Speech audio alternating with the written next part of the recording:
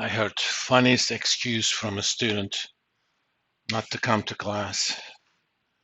Apparently, she works for a tax firm, and the firm told everybody not to go to work on the 18th, on the 19th, the day after the tax day. She says, I don't have to go to work anyway, but I'm giving myself the day off too. I said, okay, that was honest. You didn't lie. Okay, Sally, not here. Kayla here. Mason here. Riley. Jillian here. Val. Dakota. Dalton. Dawson. Olivia excused. Nate's here. Mary here. Mandy is, I believe, excused. Let me remember that.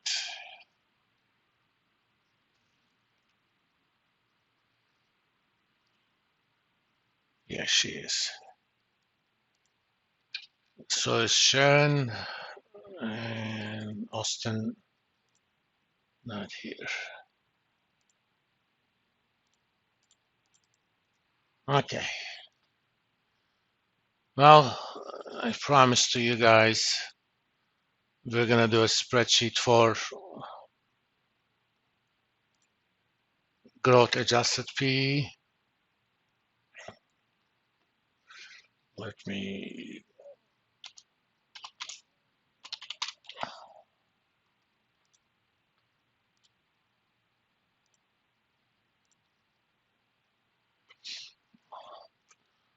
let's first kind of set up the stuff.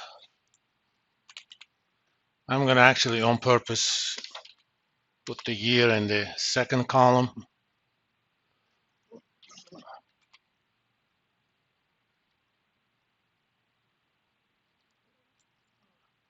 I'm gonna do this up to, I don't know, 500 years. I don't have to, but hey.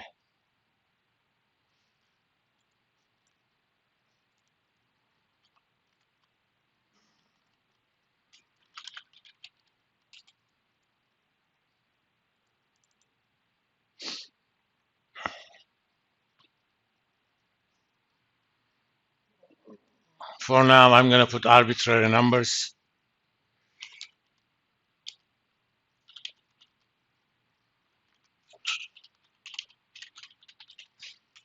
I'm gonna put numbers between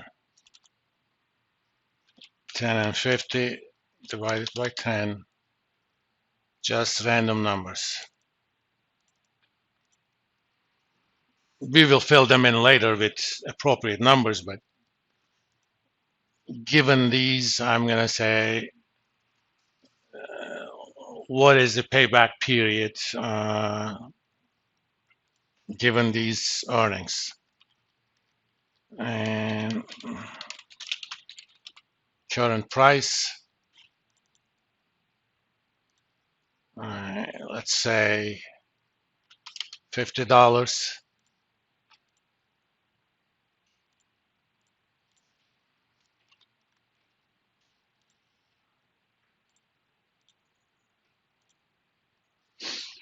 I want to make this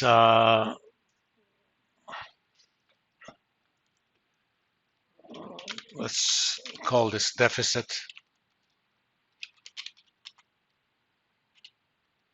After year one, we still have 47 and a half to collect. Then we're gonna have deficit previous years plus, I wanted to do it this way. I wanted to have it a negative number.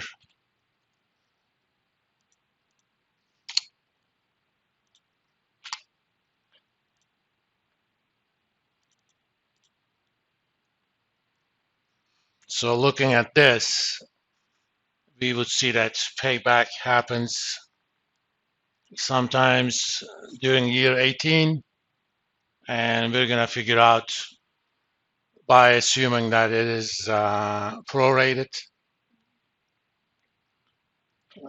Let's write here year in which year of payback. For now, I'm going to just write the number on it. Since these are random, obviously that changed. It's 24 now.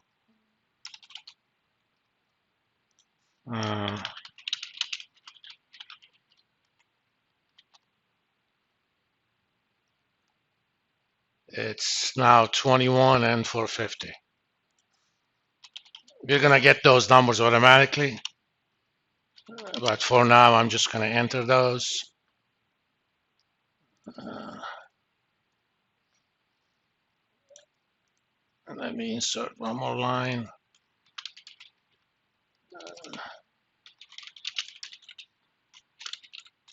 Deficit that year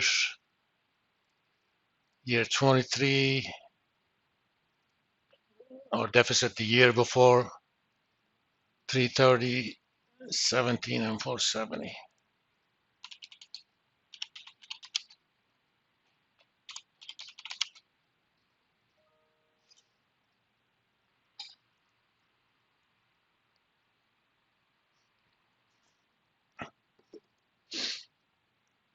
This says, given this earnings stream,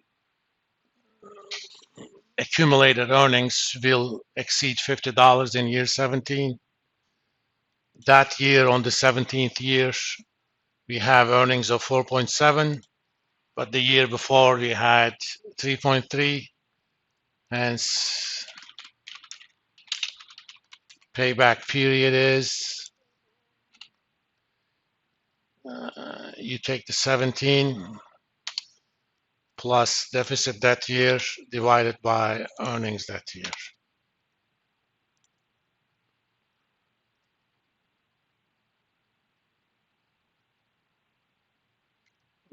Actually, it should be more than that.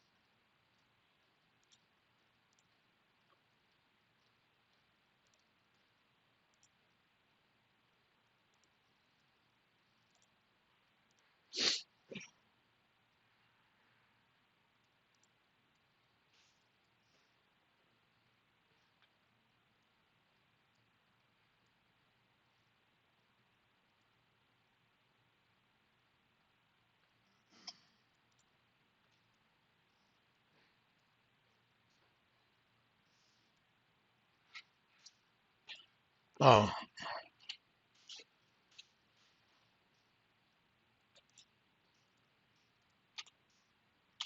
-1 plus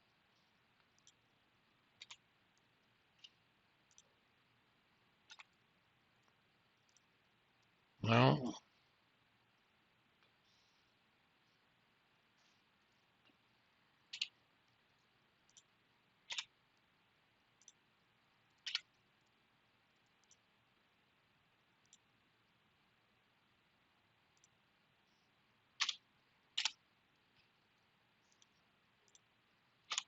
Okay.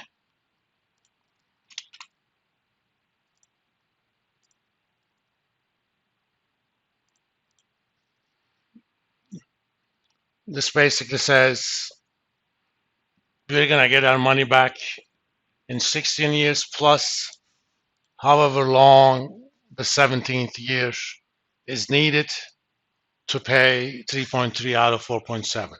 Okay. But you could also think of this as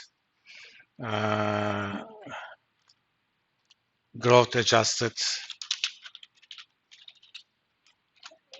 price earnings.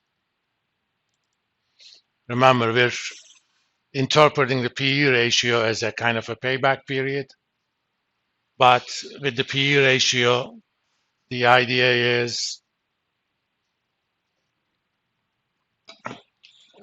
if the earnings were to remain the same, how long it would take us to get our money back. Now, using the growth numbers as inputs, I'm going to actually change these inputs. Let's do this.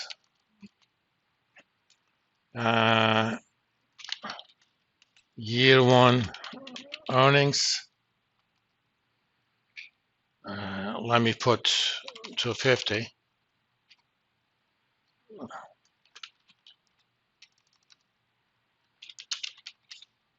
Growth for years 2 through 5, 15%.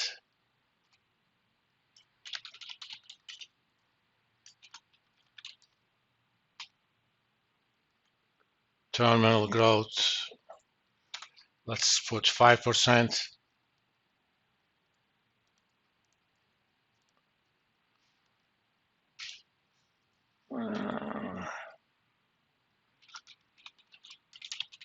Adjustment length, I'm going to make that 5 years.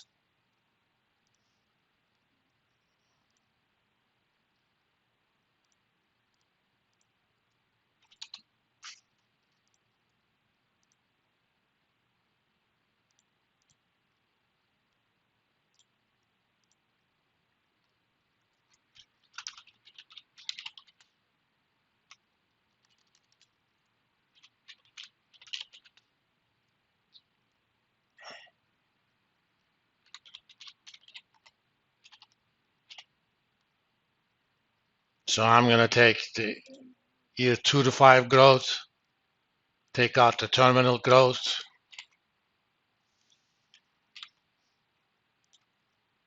and every year I'm going to reduce the growth by that number. So in 5 years, you're going to go down from 15 to 5. This is to make it realistic.